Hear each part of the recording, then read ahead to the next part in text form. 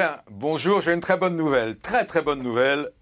On peut déguster des gâteaux si on est diabétique. Vous êtes d'accord avec moi, Annabelle Orsatelli? Vous êtes d'accord, hein? Oui. Vous venez de publier La pâtisserie pour diabétiques, c'est permis. Si vous avez fait ce bouquin, au demeurant très intéressant, nous qui sommes gourmands, c'est parce que votre mari est diabétique. Absolument, il est devenu diabétique il y a 5 ans. Ouais. Alors bon, on en parlera dans un instant, mais moi je me dis, des gâteaux pour diabétiques, ça ne doit pas être terrible, hein?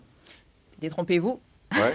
Non, vraiment? Non, effectivement, j'ai réussi, au bout de 2 années d'études, de tests et de recherches, à obtenir vraiment des... Mais là où je vous félicite pas, je suis obligé de vous le dire, parce que Éric Brunet, ici présent, me l'a dit, vous auriez pu venir avec quelques gâteaux pour qu'on puisse tester, hein.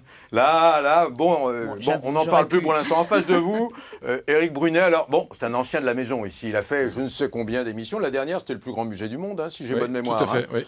Et puis ensuite, vous nous avez quittés pour le privé, RMC, BFM, carrément Brunet tous les jours, 13h, 14h, et puis BFM dans des débats, etc. Mais si vous êtes là aussi, c'est parce que vous êtes à vos heures perdues historien. Hein, Eric? Oui. Et là, je vois un monstre à la française.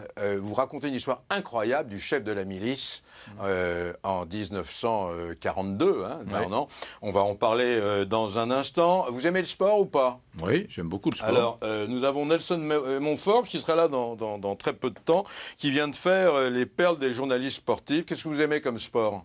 J'adore le rugby, c'est une passion, le rugby. Bah, c'est un peu votre pays, non? Oui, c'est le sud-ouest de la France, c'est mon pays. Vous, un peu, voilà, ouais, tout à fait. Mousquetaire rugbyman. Alors, les perles des journalistes sportifs, franchement, attendez, il arrive dans un instant. Et puis, la tradition, c'est de rediffuser des images d'un invité qui était là. Alors là, c'est un grand invité. Non, qu'est-ce qu'il y a, Bruno? Qu'est-ce que vous voulez dire? Un grand...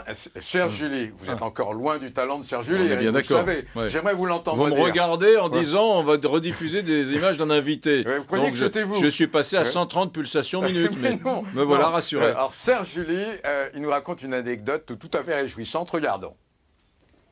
Serge July, est-ce que vous regrettez la période bénie où vous étiez au Guignol avec Philippe Alexandre? Non, ça a été une période, c'était assez amusant. Je raconte dans le livre une anecdote qui m'est arrivée, qui m'avait fait beaucoup réfléchir.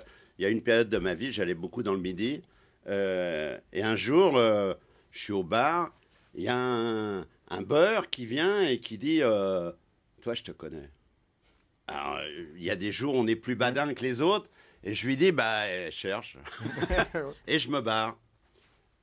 3 quarts d'heure après, il vient et il me dit « Ouais, je savais bien que je te connaissais, tu joues dans les Guignols. » Magnifique, magnifique. Et je trouvais ça incroyable, quoi. J'étais directeur de Libération, je faisais des émissions à la télé, tout ça, etc. Je n'existais pas. La marionnette... J'étais un acteur des Guignols. Si vous continuez comme ça, Éric Brunet, je suis navré de vous dire, vous risquez d'avoir votre marionnette au Guignol, hein, parce que vous êtes omniprésent dans les médias. Hein. Ne faites pas le modeste, hein. Peut-être même qu'on vous voit trop. Peut-être, mais je ne pense pas que ce soit une consécration pour moi d'avoir une marionnette au Guignol. Moi, j'aime les débats d'idées, j'adore ça, mais je vais vous faire sourire. Je suis assez fragile et je supporte assez mal la moquerie, etc. Je sais bien qu'il vaut mieux dire à la télévision, on veut dire non, on est tous libres de se moquer les uns des autres. Moi, je le vis mal. Bon, je dis rien au Guignol, hein, c'est pas la peine. Bon, une goutte de café ou pas? Volontiers. Ouais. Alors, je ne sais pas si le café est bon ou pas bon pour le diabète. Hein. Si, du moment qu'il n'y a pas de sucre dedans. Une petite goutte? Oui, je vais bien, merci. Alors bon, vous m'aviez dit, c'est combien d'années de travail pour arriver à ce stade de ce livre où on peut enfin consommer des gâteaux quand on est diabétique? À peu près 2 ans, un petit peu plus. Alors, des questions d'ordre général. Combien il y a de diabétiques en France? Entre 3 et 4 millions. 6% de la France? Ouais, c'est énorme. Il paraît qu'il y en a 400 par jour. Il semblerait qu'il y en ait à venir de plus en plus. Et alors, les diabétologues. Alors, quelle est la mécanique pour arriver à faire des gâteaux pour ces diabétiques? Quel est le truc? Tout d'abord, essayer de remplacer les sucres, puisque, comme on le sait, le sucre est vraiment l'ennemi juré des diabétiques. Un gâteau sans sucre, alors le faux sucre, c'est encore plus mauvais que le vrai sucre? Pas tous. Pas tous? Les édulcorants que moi j'ai utilisés sont des édulcorants naturels, sans DGA, sans dose journalière journalière admissible. admissible. Pas plus de glucides par portion que dans un yaourt nature non sucré. Voilà, parce qu'en plus d'avoir remplacé le sucre par des édulcorants, je me suis attelée au problème de la farine de blé. Parce que dans la farine de blé, il y a 70% de glucides. Et que les glucides, ce sont des sucres.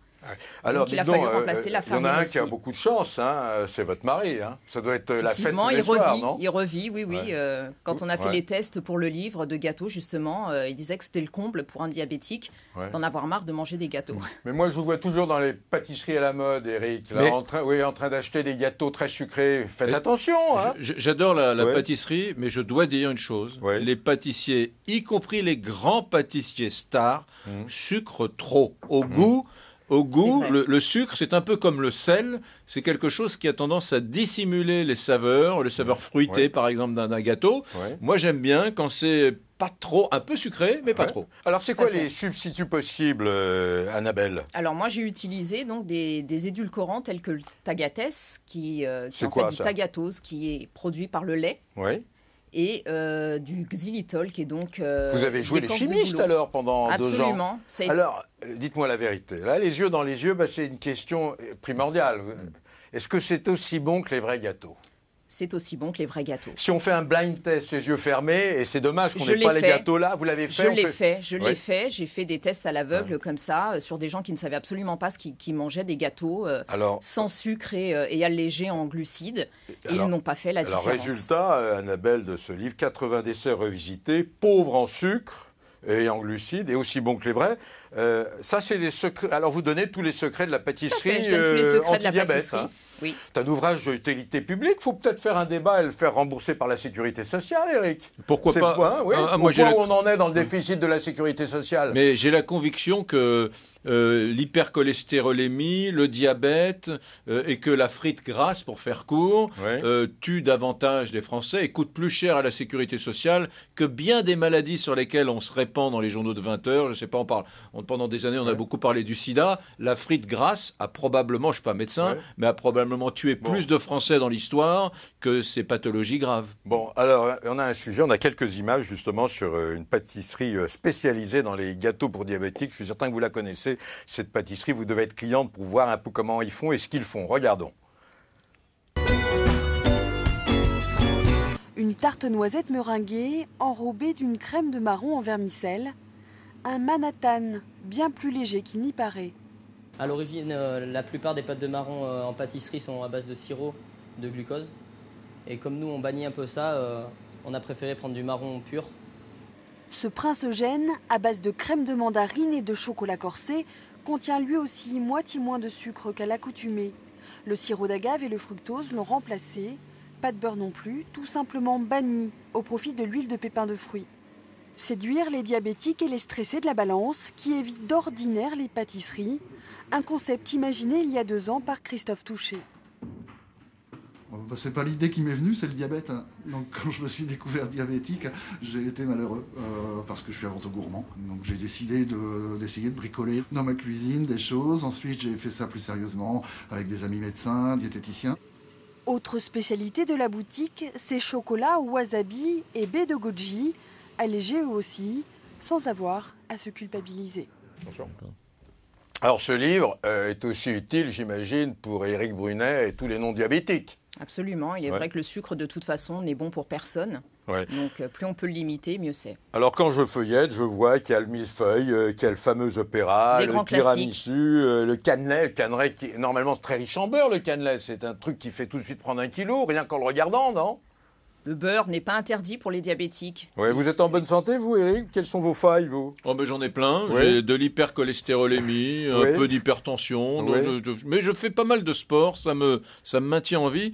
Mais je tiens à dire que moi, ça m'intéresse beaucoup parce que, encore une fois, je me détourne peu à peu de la pâtisserie parce que, Ouais. au goût, le sucre m'agace beaucoup. Et j'aimerais revenir vers des pâtisseries moins sucrées, moins Aux excessives. pâtissiers de travailler sur votre proposition. Alors voilà. donc, vous êtes pâtissière, vous êtes formée aux techniques professionnelles, complexes. Vous n'êtes pas arrivé là par hasard. Je veux dire, vous avez étudié, j'imagine. Hein. J'étais, moi, Ouais. passionnée de pâtisserie. Ce n'est pas mon métier, mais j'ai toujours été Alors passionnée. maintenant, ouvrez votre pâtisserie. Pourquoi pas? Hein, voilà, ouvrez votre pâtisserie. Non, mais franchement, pour diabétiques. Et quand je vois tous les gâteaux que vous nous proposez, franchement, ça donne faim. quoi. L'idée était plus on l'idée s'en de lèche les partage. babines. Des Voilà. religieuses, Oui. les Paris-Brest, la bûche de Noël, le Saint-Honoré. classique. Voilà, les muffins, les brownies, la tarte au chocolat. Oh là là. Bon, vous aimez Vous savez l'histoire? que Oui. pour en avoir parlé récemment avec Pierre Hermé, Oui. la pâtisserie, c'est le dernier ou un des derniers domaines d'excellence absolue de la France. C'est-à-dire qu'aujourd'hui, il y a des grands chefs dans le monde entier, les restaurants étoilés ne sont pas qu'à... Dans la mode, on a été... Voilà, mais la pâtisserie, on gagne toujours, chaque année, les concours internationaux, c'est un Français qui gagne. Il y a Hermé, il y a Conticini, il y a Dalloyau, il y a le nôtre, enfin, tous les grands pâtissiers. Il y a Victor et Hugo. Alors là, vous êtes devenu historien pour ce mois d'avril-mai. Un monstre à la française, Joseph Darnan. Alors, ce qu'il y a d'extraordinaire dans votre histoire, de ce personnage que les Français connaissent pas, parce qu'il a été patron de la milice, c'est que pendant la Grande Guerre, c'est un héros incroyable. Oui, j'ai été, non pas séduit par le personnage, bien sûr, mais séduit par l'histoire absolument incroyable d'un Français qui a donc existé, Joseph Darnan, qui a été successivement probablement le plus grand héros militaire de la Troisième République en 1918 et le plus grand salaud 20 ans plus tard, puisqu'il va créer la milice et cette police supplétive de Vichy qui va travailler avec la SS. En 14-18, il force les lignes allemandes. En 18, il arrive à capturer 23 prisonniers. Il est nommé artisan de la victoire, au même titre que Clémenceau et Foch. Il a 21 ans. C'est le héros. C'est le héros moderne. Il a 21 ans et le soir du 14 juillet 1918, les Allemands pensent que les Français vont boire et fêter le 14 juillet. Eh bien, ce soir de 14 juillet 1918, avec une vingtaine d'hommes, il rentre à l'intérieur des lignes allemandes, il franchit la première, la deuxième, la troisième, la quatrième tranchée allemande. Il ramène 23 prisonniers, comme vous venez de le dire. Les 23 prisonniers parlent et disent en gros, vous voyez derrière cette colline, il y a 1 million de soldats allemands, ils attaquent dans 2 heures. Et grâce à ce renseignement, eh bien, Pétain, à l'époque, va pouvoir, en 1918, faire reculer les lignes françaises de plusieurs kilomètres, et les Allemands vont attaquer dans du vide, dans du rien. Et les Français vont gagner la bataille, une bataille historique. Alors, ce qu'il y a d'extraordinaire, c'est qu'en 1940, il est nommé, parce que c'est une légende, il est nommé officier de la Légion d'honneur. Il a le titre de premier soldat de France. Et puis, à partir de 42, c'est un fanatique de Pétain. Il est admiratif du Pétain, le héros aussi de la Grande Guerre. Et puis, tout va basculer. Il a quelque chose, Pétain l'a fait. Donc il est très fidèle à Pétain, comme j'imagine des millions de Français. Et puis il y a le coup de fil fatal, pour faire court. Pétain lui dit « Je voudrais une petite police supplétive ». Alors au début, cette milice, c'est Pétain qui trouve le nom, cette milice n'est pas armée. Les premières années, en 43, c'est des espèces de scouts, j'ai presque envie de dire. Bon, ils rêvent de ressembler aux soldats allemands, mais ils n'ont même pas d'armes. Ils mettent du papier mâché dans les trucs de revolver. Et puis, on monte le drapeau. Et puis, peu à peu, on va commencer à embêter les Juifs. Et puis, peu à peu, les Allemands vont dire « Dites donc, Darnan, est-ce que vous voulez des armes pour vos 30 000 miliciens ?» Darnan dit oui. Mais alors, pour rassurer Hitler, donner des armes à des Français, c'est quelque chose. Pour rassurer Hitler, devenez SS. Alors donc, ce salaud, donc il envoie des hommes dans la Waffen-SS. Et donc, peu à peu, lui devient SS. Les services de propagande allemandes vont le communiquer l'affaire. Et bien sûr, il va peu à peu, en 1944, envoyer des miliciens s'engager dans les unités. Il use de la torture. Ça devient un monstre, comme vous le dites. D'ailleurs, le titre de ce livre. Et il termine, bien entendu. C'est un monstre. Enfin, ce qui me paraît très singulier dans cette affaire, c'est qu'il n'a à aucun moment le sentiment d'être un monstre. À un moment, en 1943, il dit à ses hommes, aux miliciens, il dit « Attention, messieurs, sur les notes de frais, soyez vigilants. Quand la guerre sera finie, je ne voudrais pas qu'on m'accuse d'avoir dilapidé l'argent des Français. » Donc c'est une sorte de haut fonctionnaire méticuleux, quoi. Haut fonctionnaire méticuleux, salaud, mais qui pense... Est-ce une espèce il voyait pas le mal. Il voit pas le mal. Il est aveugle. Il est aveugle. Et ce qui est très intéressant, c'est que jusqu'au poteau d'exécution en 1945, où il est exécuté à Fresnes, il a le sentiment d'avoir bien fait son boulot. C'est-à-dire c'est assez rare quand même. Et ce type-là, qui est totalement schizophrène, va tout au long de la Seconde Guerre mondiale, alors qu'il est en train de racketter des Juifs dans des conditions atroces, va prendre à plusieurs reprises des contacts avec la résistance. Il va rencontrer Jean Moulin, et il va dire « Écoutez, monsieur Moulin, j'aimerais rejoindre Londres ».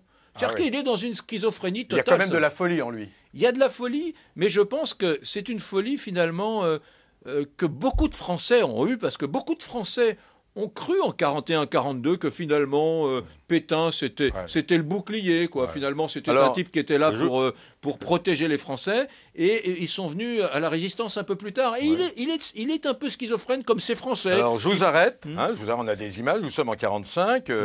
Darnan est condamné à mort pour collaboration. On regarde ces images.